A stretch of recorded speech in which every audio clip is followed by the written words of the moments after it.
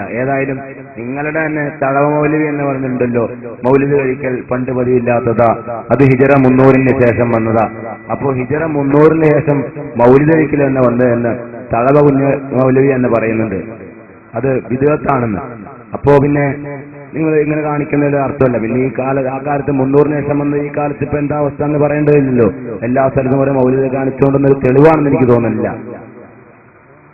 അപ്പൊ ഈ തഴവ മൗലവി അങ്ങനെ പറഞ്ഞിട്ടുണ്ട്. തഴവ മൗലവി പറഞ്ഞിട്ട് പോലും അത് സുന്നിയായ തഴവ മൗലവി, സുന്നികളെന്ന് നിങ്ങൾ എല്ലാവരും പറയും തഴവ മൗലവി, അദ്ദേഹം പറഞ്ഞിട്ട് പോലും ഇവിടെ ജനങ്ങൾ മൗലിദ് കഴിച്ചുകൊണ്ടിരിക്കുകയാണ് എന്നാണ് വിരോധാഭാസം.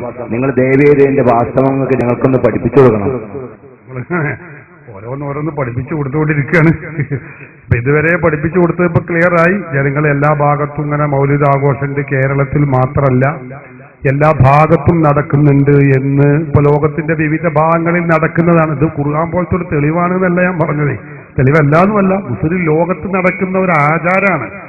ഈ ലോകത്തുള്ള എല്ലാ ആളുകളും അനാചാരം ചെയ്തു, ബിദ്അത്ത് ചെയ്തു എന്ന് പറഞ്ഞാല് അത് കുറച്ച് സഹിക്കാൻ കുറച്ച് ബുദ്ധിമുട്ടുണ്ട്. മക്കത്തുള്ളവരും മദീനത്തുള്ളവരും ഒക്കെ ചെയ്യുന്നത് മുഴുവൻ ബിദ്അത്താണെന്നും അവിടെ ഇന്നുള്ള മുജാഹിദിന്റെ ആളുകൾ മാത്രമല്ല പൂർവകാലത്തുള്ള ആളുകൾ ചെയ്യുന്നതും ബിദ്അത്താണ് എന്ന രൂപത്തിലേക്കാണ് മുജാഹിദുകൾ ഇവിടെ പറഞ്ഞുകൊണ്ടിരിക്കുന്നത്. അതുകൊണ്ട് അതൊന്നും ശരിയല്ല. പൂർവീകരായ മുസ്ലിങ്ങൾ നടപ്പിലാക്കിയ നിയമമാണിത്. മക്കി മദീനക്ക് ഒഴിവാക്കുക. മുജാഹിദിന്റെ KM മൗലവി EK മൗലവിയല്ലേ ഇപ്പൊ നടത്തിയത്, നേരത്തെ ഞാൻ പറഞ്ഞത്. അതിനെക്കുറിച്ചൊന്നും പറയാനില്ലല്ലോ. അപ്പൊ അതൊക്കെ ജനങ്ങൾക്ക് കുറേശ്ശെ മനസ്സിലായിക്കൊണ്ടിരിക്കുകയാണ്. ഇൻഷാ അല്ലാഹ് പരിപാടി കഴിയുമ്പോൾ പൂർണ്ണമായും മനസ്സിലാകും. ഇനിയിപ്പം ചോദിച്ചത് എന്താണെന്ന് വെച്ചാല് തഴവയുമായി ബന്ധപ്പെട്ടിട്ടുള്ള അൽ മവാഹിബുൽ ജലിയ എന്ന വരിയിലുള്ള ഒരു സംശയം, ഗ്രന്ഥത്തിലുള്ള ഒരു സംശയം. അതിൽ പറഞ്ഞത് എന്താണെന്ന് ചോദിച്ചാൽ മൗലിദ് കഴിക്കൽ പാടില്ലാത്തതാണ്, അത് അനാചാരമാണ് എന്ന് തഴവ പറഞ്ഞിട്ടുണ്ട് എന്നാണ് മൗലവിമാര് സാധാരണ പറയാറുള്ളത്. അതന്നെ ഇപ്പൊ ചോദ്യകർത്താവും ചോദിച്ചത്. അത് നുണയാണ്, ശുദ്ധ അസംബന്ധമാണ്. സത്യത്തിൽ അവിടെ നമ്മൾ ചിന്തിക്കേണ്ടത് തഴവ പറയുന്നത് ഇത് അനാചാരമാണ്, അതുകൊണ്ട് ഇത് ചെയ്യരുത്, പാടില്ലാത്തതാണ് എന്നല്ല.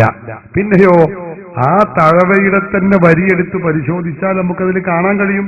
തഴവ തന്നെ പറഞ്ഞിട്ടുണ്ട്, നബിക്കുള്ള മൗലിദ് വീട്ടിലും ഓതേണ്ടതാ, അതിനാൽ മുസീബത്തൊക്കെയും നീങ്ങുന്നതാ.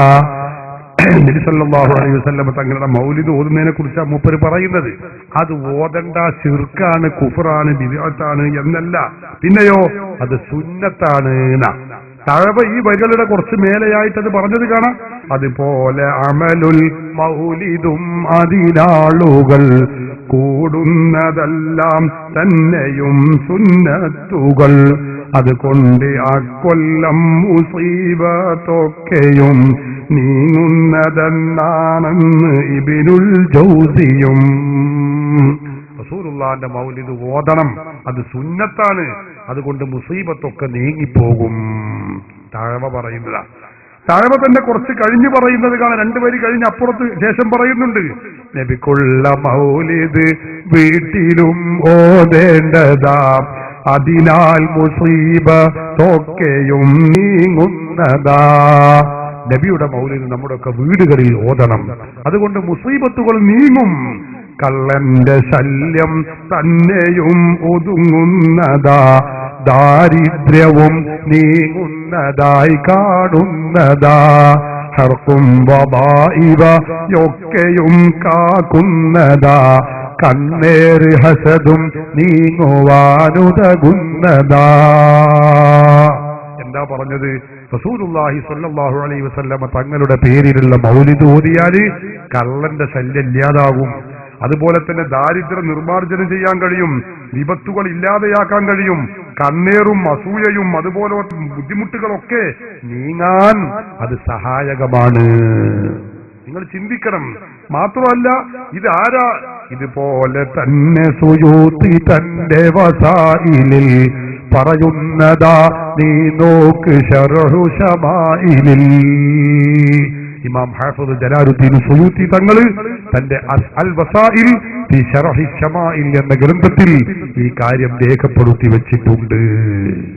അപ്പോ വിപത്തുകൾ ഇല്ലാതെയാവാൻ, തടസ്സങ്ങൾ നീങ്ങാൻ, ഷെറുകൾ ഒഴിവാകാൻ അതിനുള്ള ആത്മീയമായ ഒരു പ്രതിരോധമാണ് മൗലിദ് എന്ന് പറയുന്നത്. ഒരു കവി പറഞ്ഞ വരി കൂടി എനിക്ക് ഓർമ്മ വരികയാണ്. വഹാബി ശല്യം പാടെ മുരടിക്കുന്നതാ, മൗദൂദിയും ആ നാട് വിട്ടോടുന്നതാ. മൗലിദ് ഓതിയാനുള്ള ഗുണങ്ങളാണ് അതൊക്കെ. അപ്പൊ ഒരുപാട് ഗുണങ്ങൾ അതുകൊണ്ടുണ്ട്. അതാണ് തഴവ പറയുന്നത്. ഓതണ്ട, അത് ബിദ്അത്താണ്, അനാചാരമാണ്, നരകത്തിലേക്ക് പോകും എന്നല്ല. പിന്നെയോ അത് ഓതേണ്ടതാണ്, നല്ല കാര്യമാണ് എന്നാണ്, സുന്നത്താണ് എന്നാ തഴവ പറയുന്നത്. അപ്പൊ പിന്നെ മൗലിദ് കഴിക്കൽ മുമ്പ് പതിവില്ലാത്തതാ. മൗലവിമാർ ഓതുന്ന 2 വരിയ, അത് ഹിജ്റ 300 ശേഷം വന്നതാ. 2 വരിയുണ്ട്, എല്ലായിടത്തും ഓതും. ഇനി റബീഉൽ അവ്വൽ മാസം വരാൻ പോകണല്ലോ, അപ്പോഴൊക്കെ അവരെടുത്തു വരും. മൗലിദ് കഴിക്കൽ മുമ്പ് പതിവില്ലാത്തതാ, അത് ഹിജ്റ 300 ശേഷം വന്നതാ. മുമ്പ് പതിവില്ലാത്തതാ, അത് ഹിജ്റ 300 ശേഷം വന്നതാ എന്നും സഹാബി പറഞ്ഞതായി കാണുന്നതാ. അത് ഹലബി 1-ാം ഭാഗമിൽ നോക്കേണ്ടതാ. ഈ 2 വരി പഠിക്കുന്നവർക്ക് മുജാഹിദിന് മെമ്പർഷിപ്പ് തന്നെ കിട്ടുള്ളൂ. അത് നിങ്ങൾ ഓർത്തണം. അങ്ങനത്തെ 2 വരി. അപ്പൊ എന്താ, അത് റബീഉൽ അവ്വൽ ഇത് ഹിജ്റ 300 ശേഷം വന്നതാണ് എന്ന് പറഞ്ഞാൽ അതിന്റെ അർത്ഥം എന്താ?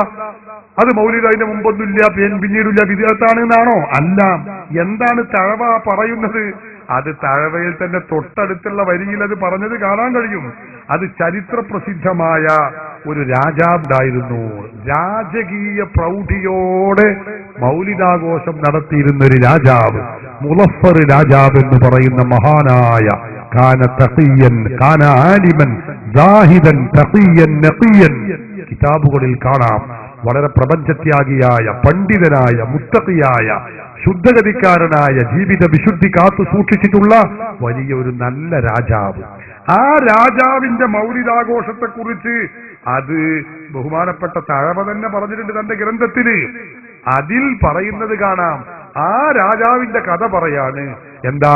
മുളഫർ രാജാവിനെ കുറിച്ച് പറയുന്നു. മലിക്കുൽ മുളഫർ ധീരനായൊരു രാജന, ഇർബൽ ഭരിച്ചവരാണ് വന്ദർമിഷ്ടന, മൗലിദ് കഴിക്കാൻ ഏറ്റവും ഉത്സാഹമാ, മാസം റബീഉൽ അവ്വൽ എന്താഘോഷമാ.